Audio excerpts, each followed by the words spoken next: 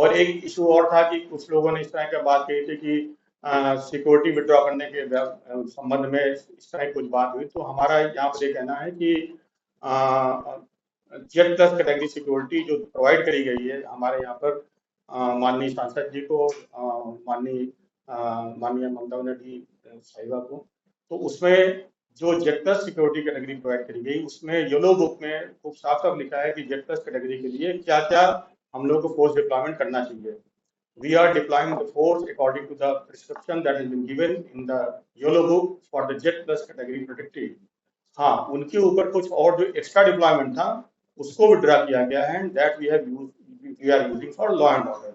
So in a nutshell there has been no withdrawal of any security is as per the protocol as given in the yellow book। Result declare હોય છે તકુમ থেকে અનેકগুলো ઘટના હોય છે যার মধ্যে ઇન્ટિમિડેશન, assault কিংবা থ্রেটনিং এরকম ঘটনা হয়েছে।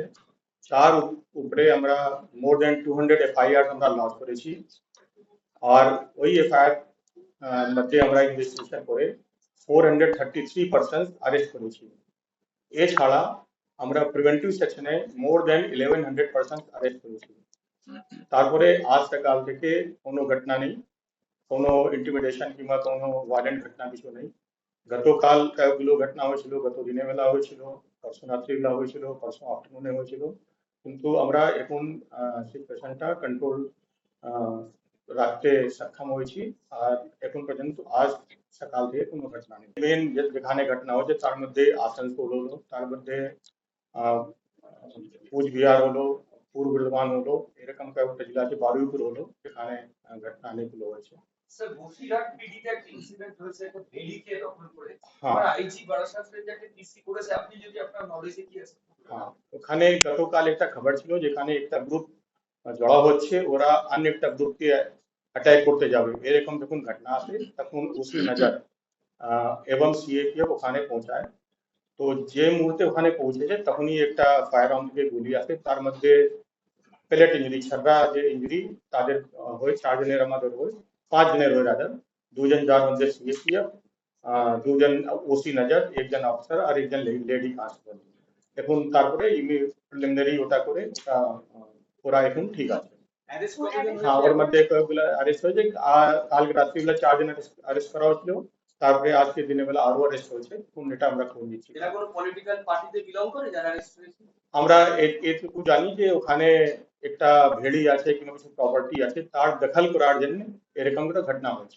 মাইগ্রেন্ট লেবার ছিল যারা ওটা আমরা পার্ট অফ ইনভেস্টিগেশন আছে। Najar area is yesterday local police station OC Najar has got the information that a group is assembling and they are about to attack on another route of different community. On hearing this information, OC Najar along with the available CAPF force, they went to the spot. As soon as they reach there and when they are about to get down from the vehicle, a firearm was used against them and a fire was shot at them.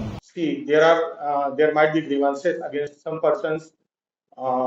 These grievances might be genuine or whatever these are, they have to approach the police station, they have to lodge a complaint and wait for the police to take legal steps against them.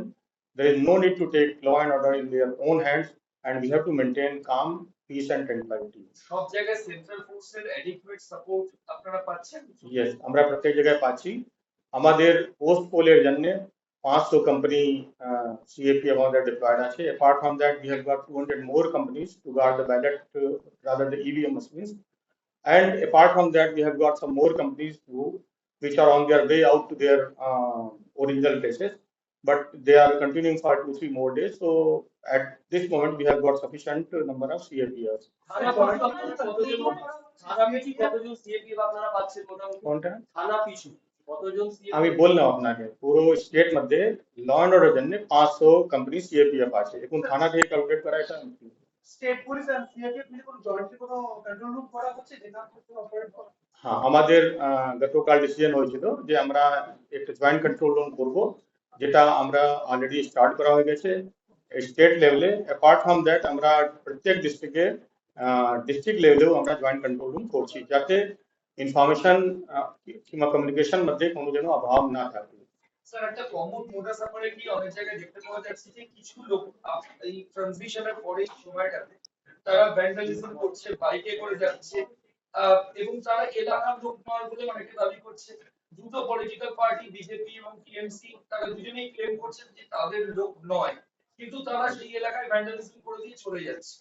এই টাইপের আপনারা দেখছেন? এরকম ঘটনাও আমরা পেয়েছি যেখানে কিছু লোক যারা taking disadvantage of the situation, এখানে কিছু ক্ল্যাশ হচ্ছে তাহলে আমরাও এখানে ঢুকে they are trying to take the advantage of the situation and trying to vandalize the property and loot away the property.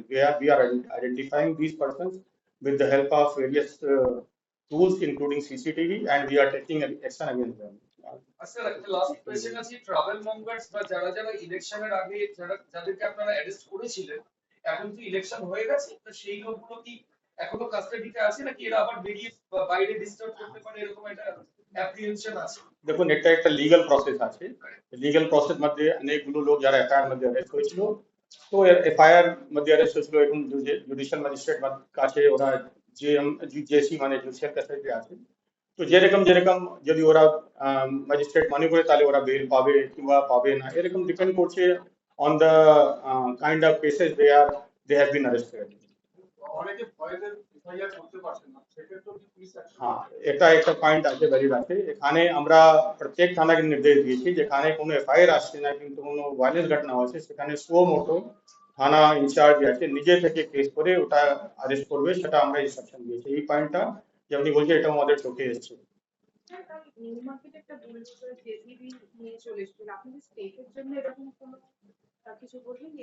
না, এইসব জিনিসটা কোনোভাবে এলাউড নয়। যার কোনো গ্রিভান্স থাকে সেটা পুলিশ কাছে অ্যাপ্রোচ করুক, আমরা সিনিয়র অফিসার আছি, আমাদের কন্ট্রোল রুম আছে, যার জন্য যে কিছু গ্রিভান্স থাকে they should approach the police station, law enforcement authority, they should not take law in their own hands. और एक इशू और था कि कुछ लोगों ने इस तरह की बात कही थी कि सिक्योरिटी विड्रॉ करने के संबंध में इस तरह की कुछ बात हुई, तो हमारा यहाँ पर ये कहना है कि जेड प्लस कैटेगरी सिक्योरिटी जो प्रोवाइड करी गई है हमारे यहाँ पर माननीय सांसद जी को, माननीय ममता बनर्जी साहिबा को, तो उसमें जो Z plus security category provide करी गई उसमें येलो बुक में खूब साफ साफ लिखा है कि जेड प्लस कैटेगरी के लिए क्या क्या हम लोग को फोर्स डिप्लॉयमेंट करना चाहिए। We are deploying the force according to the prescription that has been given in the yellow book for the jet plus category protected। हाँ, उनके ऊपर कुछ और जो एक्स्ट्रा डिप्लॉयमेंट था उसको विड्रा किया गया है and that we are using for law and order। So in a nutshell, there has been no withdrawal of any security. Security is as per the protocol as given in the yellow book। একটা প্রশ্ন sir, জেলায় জেলায় অনেক বিদায়ী মন্ত্রী आगे उन्हीं बोले आपका 3 क्वेश्चन है। हाँ प्लीज। सांसद अभिषेक बनर्जी के बारे में वो सिक्योरिटी के बारे में कुछ बताना चाहिए। मैंने वही आपको बताया कि जेड प्लस कैटेगरी उनकी सिक्योरिटी है, तो वो जो जेड प्लस कैटेगरी के लिए येलो बुक में लिखा रहता है कि ये डिप्लॉयमेंट करना है, हाउस गार्ड होना चाहिए। हम उसके डिटेल में नहीं जाते हैं क्योंकि ये थोड़ा संवेदनशील मामला है, तो जो भी सिक्योरिटी है वो पूरी सिक्योरिटी उनके पास में है। हाँ, जो उस डिप्लॉयमेंट जो जितना डिप्लॉयमेंट होना चाहिए उसके ऊपर जो एडिशनल सिक्योरिटी थी जो कि हमारे येलो बुक में नहीं लिखी हुई है उसको विड्रॉ करके लॉ एंड ऑर्डर काम में लगाया गया। Is that clear? ठीक है, थैंक यू। सर एक क्वेश्चन सर, हमने देखा हमारे एडीजी लॉर्ड साहब जवाब देंगे। इसमें सर जो वेंटिलेशन चल रही है, कहीं अटैक चल रही है सर, उसमें क्या क्या कार्रवाई, क्या क्या कंट्रोल हेल्पलाइन खोला जा रहा है? मैंने ऑलरेडी बोला हुआ है, आप लगता है देर में आए हुए हैं। हाँ, तो उसके लिए हमने बताया था कि हम लोगों ने मोर देन 200 एफआईआर लॉन्च करी हैं, उसमें स्पेसिफिक केस में 433 पर्सन अरेस्ट करे गए हैं और more than 1100 person preventive section में अरेस्ट करे गए हैं, जिसका ये फल है कि आज सुबह से हम लोग कोई भी अप्रियकर घटना नहीं हुई।